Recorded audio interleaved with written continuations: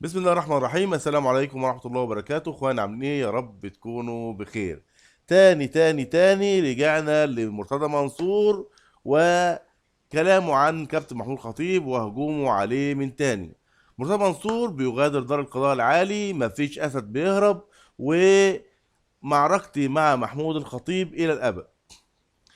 غادر المستشار مرتضى منصور رئيس نادي الزمالك السابق اليوم السبت دار القضاء العالي بوسط القاهرة عقب صدور قرار محكمة النقد بإيقاف الحكم الصادر من جنايات الاقتصادية بحبسه 6 شهور وتغريمه 20,000 جنيه في قضية اتهامه بسب وقذف لمياء خيري مدير عام الجهاز المركزي للمحاسبات لمدة 3 سنوات.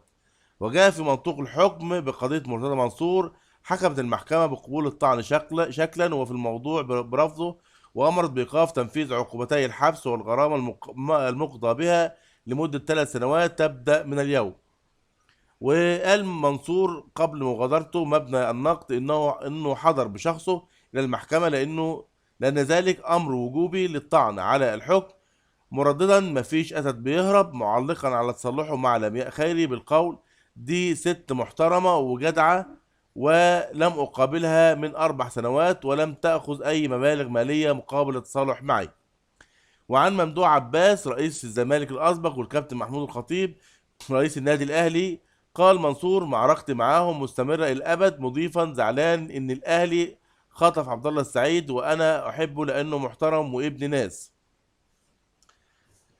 مرتضى منصور بيعلق على المنتخب، وتحدث مرتضى منصور عن المنتخب الوطني قائلا أساند حسام وابراهيم حسن في قيادة منتخب مصر ويجب إعطائهما فرصة للوصول إلى القمة، لافتا إلى ضرورة تحطيم أسطورة مو صلاح.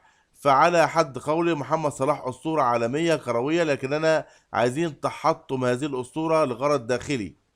وهاجم رئيس الزمالك السابق لاعب المنتخب السابق محمد ابو تريكة، كنت فين انت من احداث غزة على مدار الاشهر الماضية؟ جاي تتكلم في الاخر مشيرا الى تقدمه بشكوى الى محكمة العدل الدولية بشأن جرائم جيش الاحتلال في القطاع. وعن عودته الى النادي من جديد قال مرتضى منصور ربنا يصلح حال الزمالك لانه في سرطان موجود جواه دلوقتي وصعب ارجع مرة تانية. كانت محكمة جنح الاقتصادية قالت بحبس المستشار مرتضى منصور 6 أشهر في اتهامه بسب وقذف مدير عام بالجهاز المركزي للمحاسبات مع تغريمه 20,000 جنيه. وتقدم منصور بالطعن أمام محكمة النقد والتي أصدرت حكمها المتقدم. طبعا دلوقتي الست بقت محترمة والدنيا كلها بقت جميلة، ورجعنا تاني للهجوم على عباس على كابتن محمود الخطيب من تاني. ربنا يصلح الدنيا على بعضها والدنيا تتصالح، والسلام عليكم ورحمة الله وبركاته.